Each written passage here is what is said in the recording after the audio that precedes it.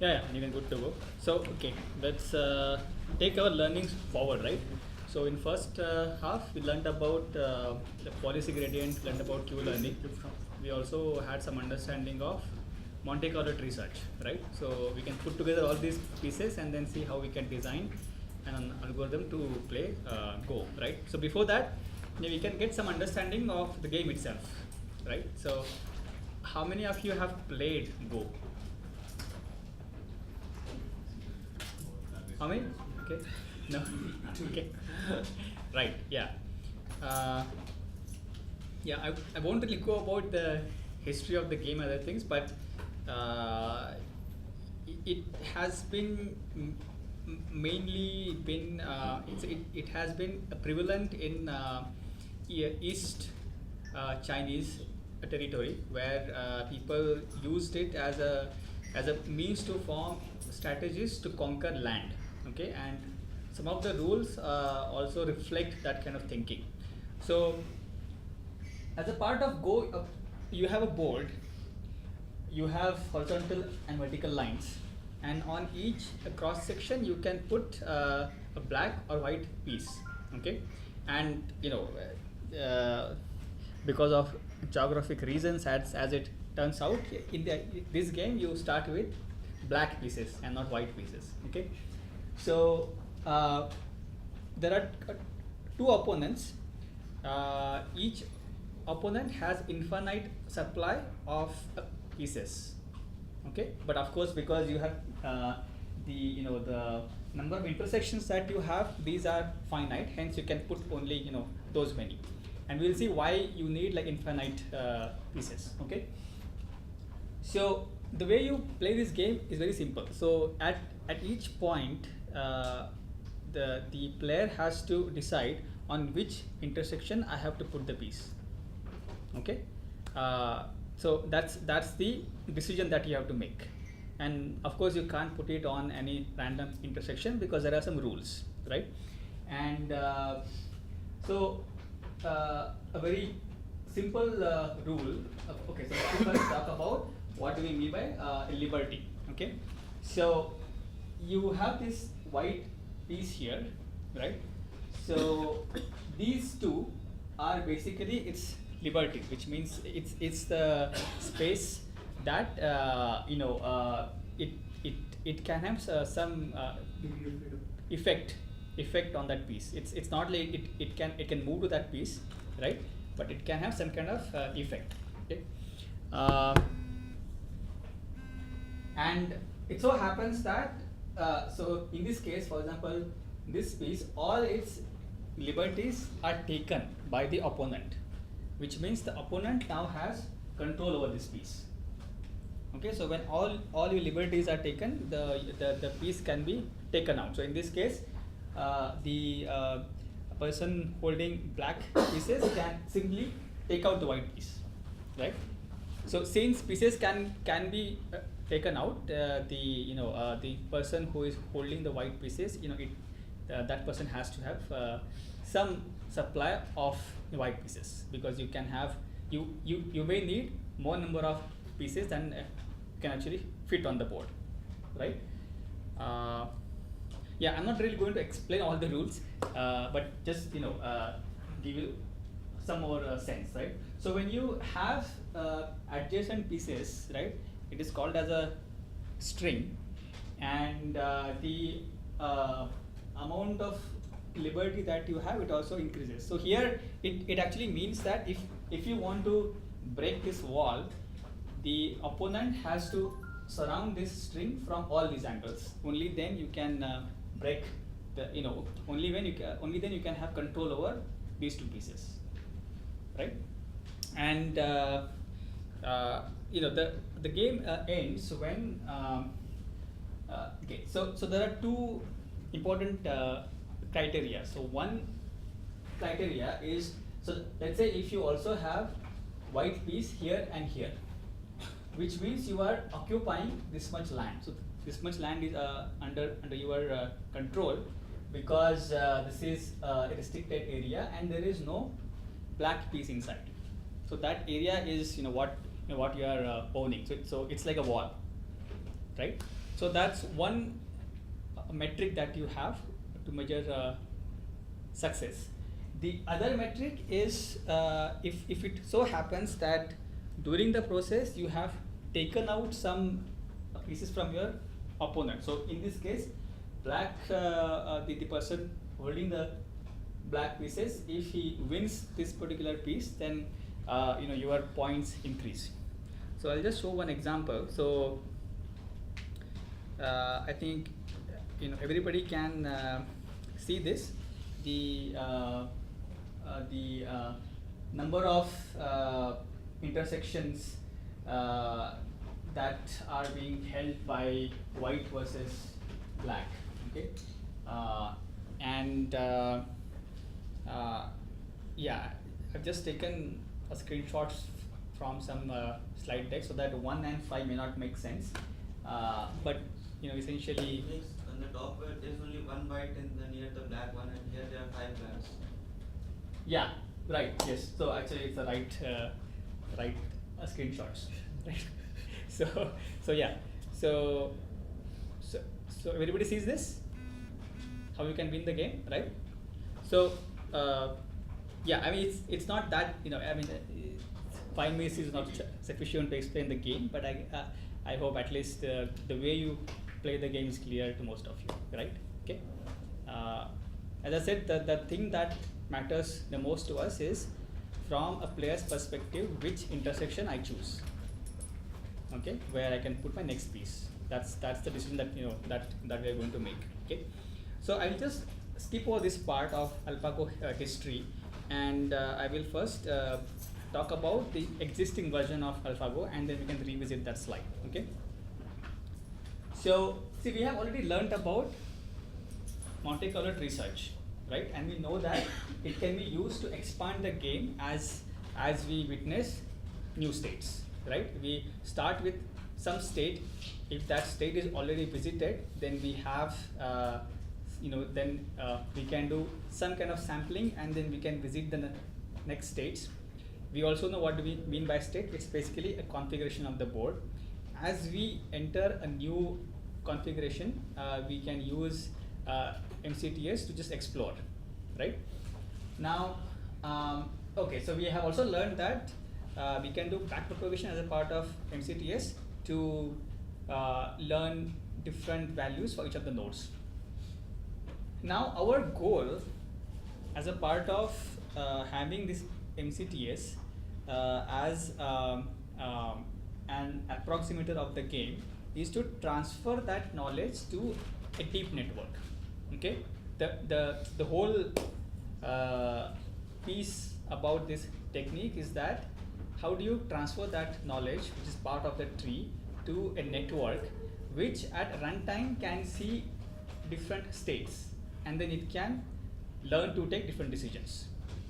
Okay, so bear with me with this thing, right? So once these steps are clear, we can go through the algorithm, and then I think it will be more clear to you. Okay, so the whole technique is about how do you transfer the learning as a part of MCTS to a deep network. Okay, and then what happens? Okay, so let's say so you have this game of Go, right? You play that game 1,000 times, right? You have a tree. In each node, we have some kind of scores, right? So we now know which nodes are more important and then not. Transfer that knowledge to a deep network, which actually means deep network is going to take a state as input, and it is going to give us probabilities for different actions, right? Now, when we have to play 1,001st game, and during that game, when we encounter some kind of new state, right? At that point, instead of doing some random sampling, we are going to make use of deep network. So remember, I had in before cutting down the first session, I had hinted that it's if you just take some kind of random sampling when you have new state, it may not help you much. So in this case, as I mentioned, you have played the game 1,000 times. You have learned something. You have transferred that learning to a deep network.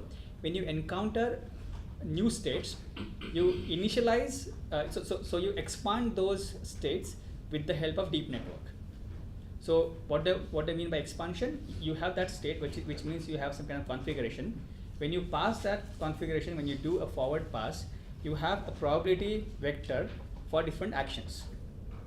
And that is now going to influence the kind of exploration that you do. So we had selection, we had expansion, and then we had simulation, right?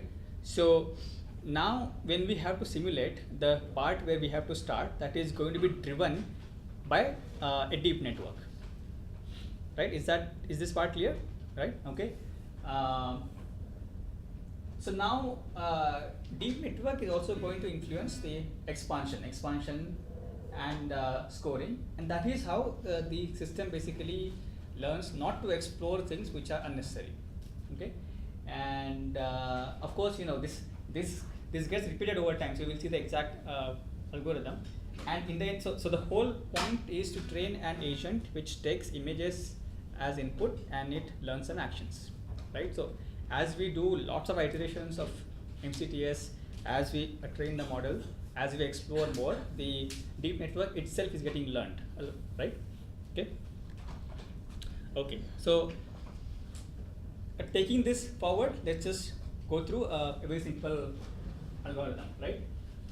So let's say we start with a network which is initialized to some random values. Okay. So that could be some kind of connet. Let's say you take ResNet, right? So that's a network, and it has image as input. The actions are basically all possible intersections where you can put a piece, right? Okay. We are doing some iterations. At the end of each iteration, we are going to do training. So this part I will explain. As a part of each iteration, you have some kind of episodes. Okay. So each episode is basically a simulation of the game.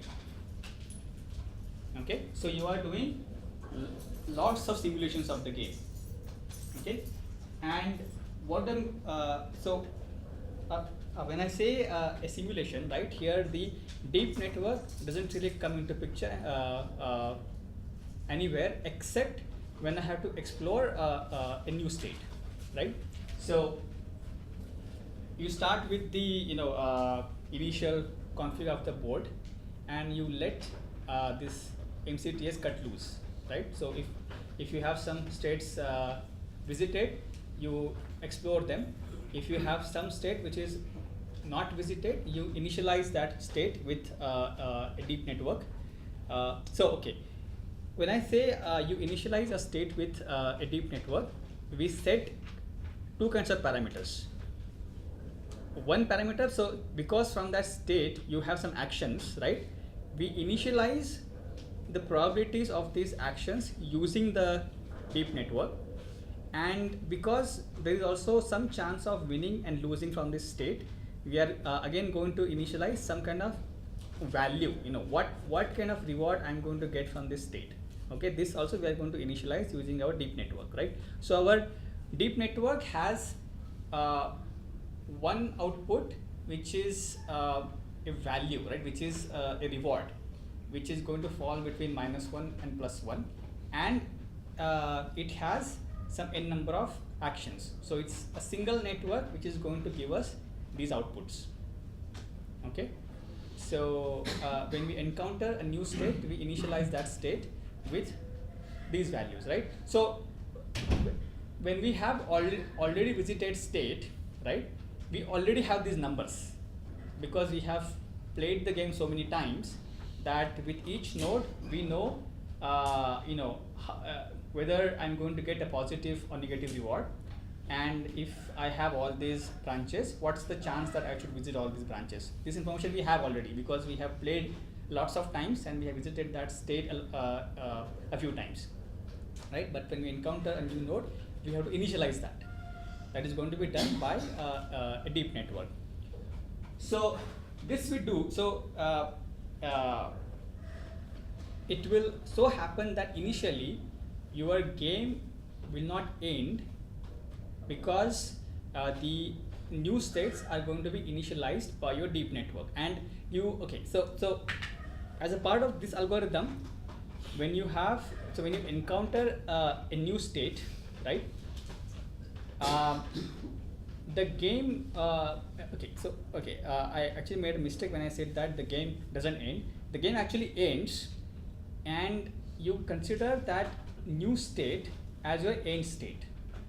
And because you are going to get reward from your deep network, that you consider as your actual reward. Okay, so there are two cases, right? So let's say you have, let's say you are exploring the MCTS, and you encounter a state where your game actually ends, right? So the opponent actually wins, right? So you get this -1 as reward, and that gets backpropagated. But when you're exploring, when you encounter a new state which you haven't explored, again game ends there, but the reward is basically given by deep network, and you do backpropagation of MCTS. Okay, this is the design of this particular algorithm. This is what they have found works. Okay, so this is what I mean when I say a simulation. A simulation is you start with some node, your start state, your game ends in these two ways, right? And you are going to update the the numbers of each of the nodes of the tree, right? So are we clear on a simulation? Okay. And so now, right. So as you are doing simulations, you are getting so you are storing your experiences, right? So the state, action, and reward, right? So as I had mentioned previously, that there is this experience replay that we have to do, where we just store S and A as a part of some database, and only when we get some reward, we come back and then update this S and A with some reward, right? So okay, so in this case, this reward is our true feedback, right? It's feedback that the game has ended and we have hit a node wherein our opponent has won, right? And so this piece, so see this part, as I mentioned, you can see that as a part of MCTS as well. For each state, I am computing probabilities, right? And I am also computing a reward as a part of each state.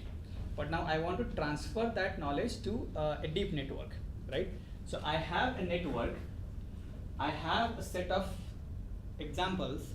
I want to feed these examples to that network so that it gets learned, right? So this part, I have a network which has some parameters, right? It is going to take the same state as input. It is going to produce some output, right? But I already know the proper output, because as a part of MCTS, I already know how to explore the tree.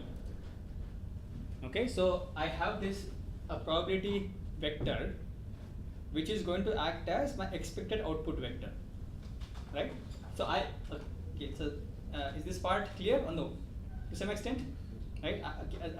After explaining this, I'll stop and you can ask me a few questions. Okay.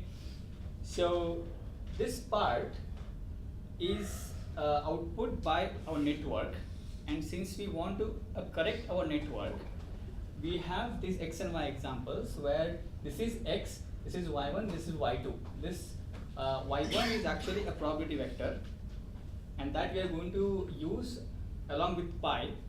Okay, pi is the output of our network, so we can compute the cross entropy between these two vectors, and then we can train the network. This r is again a reward, which is our true reward, because we know that the game has ended, right? So the game has ended, and then so it's basically giving us a signal that for this state, it's not good idea to take some action, right? Right? Okay. So using these, we can train our network. So how do we train? Yeah, I think it's there, right? So you take cross entropy, and you take either L1 loss or L2 loss between value and the actual probability vector, and you train your network, right? So okay, so far what have we done, right? We played the game some n number of times. We learned our Monte Carlo tree search, which means we updated the node numbers. We use those numbers because we know that we have played the game and the game is either lost or won, right? So we have some data with us. We constructed some examples. Using those examples, we trained a network. So of course our network is now improved. At least there is some chance that the network has improved, right? So now what we do is we pit these two networks against each other. So we have Go board, right? On one side there is the first network. On other side there is new network, and they are acting as two players. One is holding black pieces, other is holding white pieces, and they are just playing against each other. One is putting black pieces at some intersections, other is putting white pieces, and of course we saw a few rules, right? So game is going to end when certain things happen, right? And you do this evaluation a few times, like a number of times, and then see which particular network is winning more. And if you see that this network has indeed improved, then you swap this network by this network, okay? And you repeat this procedure, okay? I will also go over how do we do Monte Carlo research, and then I think we can throw the floor open for questions, okay? So as we discussed, right, if the game ends, okay, so this is a function which is taking a state, your game environment, and a network as input, okay? And it is going to return some reward because it's doing some kind of simulation. Only when the game ends you are going to return a reward. So now if game ends, then you are going to return some reward. If I am in a state which is not visited, right, I am going to initialize are you able to visualize this when I say that for a state you can take actions, and there is a chance for each action, right? And that chance we are going to initialize using a deep network, and that node also has some kind of reward that again we are going to initialize using our deep network, right? This is fine. So you are initializing the A and R using deep network, and then you are going to return the reward, okay, right? Okay. If these two conditions are not met, then of course you can play because you have states which you have already visited, right? So now, given you are in some state, you can take some actions, which means you can visit some other states. For each action, you are going to compute a metric. I'm not really going to explain this metric. It's a very simple metric where you are basically saying that what's the chance of winning the game if I take this particular path. Okay, I'll just show you that metric so that there's no confusion. Just go here. This is the actual alpha paper. I think you should go through it because it's very well written. Most of the concepts which I'm saying, these are intuitive here. So okay, I'm not really following these conventions, but what it says is this, right? So the upper confidence bound, this is UCP. In the next version of this article, they have used UCT, which is upper confidence threshold. There is very minor difference. So it's saying what is the chance that if I am in state S and if I take action A, I will get so, okay. So what is the reward that I will get if I take that action? Okay, and this U of SA, which is basically nothing but how many times I have won in this state versus how many times this particular state is visited, which is what we saw in MCTS, right? We saw those numbers like 7 by 10 or so. So this is basically that number, and this is a reward, like a very simple stuff, right? So plus you will also have one term which will help you to explode. So this is more like exploitation, because you already know something, you are exploiting it. But so I think they have somewhere down, so that there'll be like one more term which will sometimes help you to explode. Okay, so that's the function that you apply at that step. Let me not break the flow, right? So this is the function that you apply, right?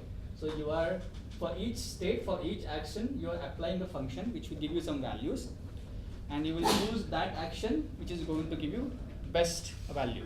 Okay, so you are going from some state to some other state because you are playing the game, and there is some kind of probability involved. It's not like deterministic, right? And then you continue playing the game. So you take this action in this state, you get next state, and then you apply this function recursively. Okay, and when this particular part returns, you update R and N. So what is this? Okay, this N is basically the chance that if I am in this state, I will win, right? So how many times I have won versus how many times I have visited that state, right? So you will have to update the state with this, with the fact that you have already visited that state, right? And you will also have to update the reward, because as this function returns, you will get some reward, right? Okay, so this is the basic block of Monte Carlo tree search. Okay, and this part is used here, right? So this is simulation that we do. Okay, so let me again explain this part, right? So when you do some simulation, you are updating the reward values of each node and the values of how many times I have visited that node and how many times I have won. These things you are updating because you are getting feedback from the game, right? You are actually playing the game, and if you win or lose, based on that, you are updating these two parameters, right? That's basically a simulation of the game. And as we update these values as a part of the tree, right, we construct examples out of that. How? Because we know the ground truth that the game is lost or the game is won, right? We have this state, action, and reward. These we know from MCTS. But we want to learn a model, right, which is our deep network, which has some parameters. You can give the same state as input, it will give some output, right? It will give a probability vector over the actions and some value, right? But we already know the true values. So we can train this network. And as this network gets, and we know how to train.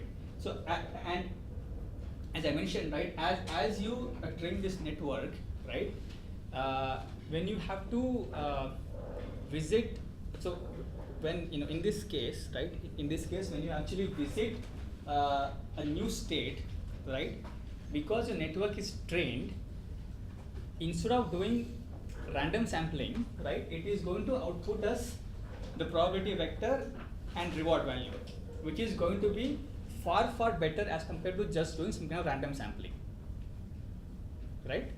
And this is the piece where you have some kind of coupling between MCTS and deep network, right? And this is the main difference with respect to the earlier versions of AlphaGo and this version. Okay, that there is some kind of coupling. Your MCTS is not just a blind search. You are simultaneously training a deep network and making use of it to drive your search.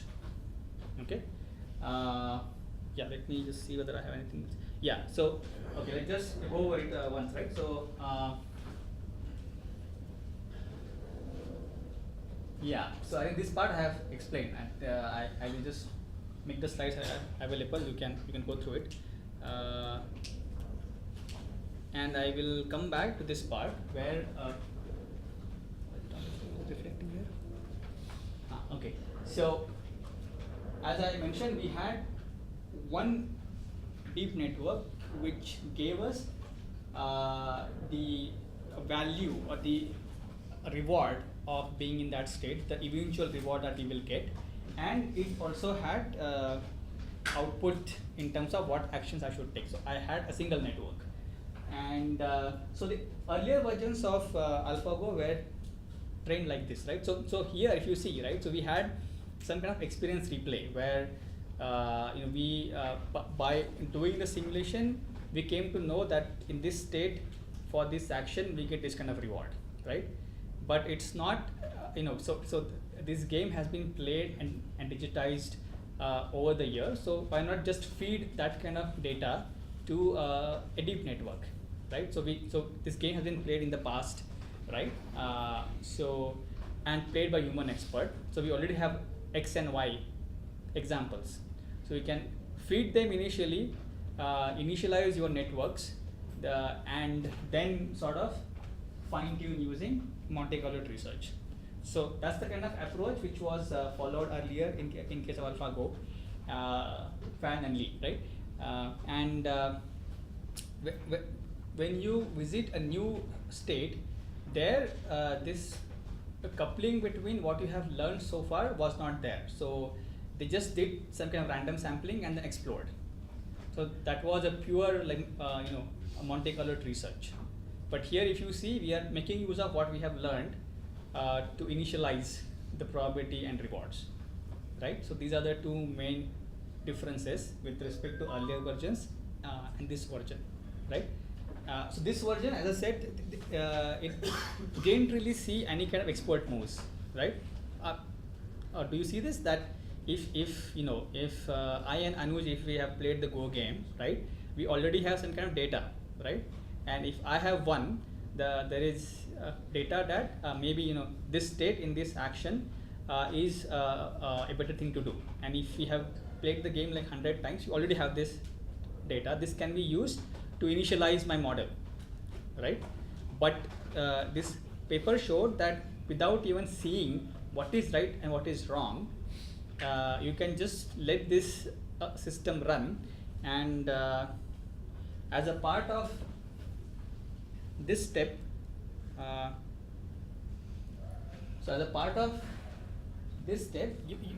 you are trying to learn whether what I have learned so far is right or wrong, because I am playing the game against my previous avatar, and I want to know whether I should transform myself or just keep who I am, that kind of thing, right? So I'll just stop here and I'll take questions, because I think you will have lots of questions. Yeah. So the algorithm terminates when MCDS no longer does random sampling, or when NN is equal to NN dash? So there are some evaluation criteria. So there are some metrics on which you evaluate the network. Yeah. So so it's like so the way these people did was they had their earlier version of AlphaGo on which they so when you are pitting this NN prime to NN, you still have version of the same network. So what they did was, after every step, you pit that network against the previous AlphaGo version, which has beaten Lee et al. And if it so happens that this particular network is beating that network like 100 times hands down, then we have a good network. But they also have some kind of criteria, some kind of metrics, for that. Yeah. Do you think that after a good number of iterations, NN and NN dash will be very competitive? Yeah. To each other, and it Yes. will be hard to now pick as you go which one to. Yeah. So that will happen. Yes. Yeah. So the amount of learning that you get over iterations, it will get reduced. Yeah. Yeah. This slide? Next slide. Next slide, okay. So what does exactly mean by rule and rewards? So what it is in this problem? Yeah, so see I'll just draw it here, right? So you have this Go board game, board config.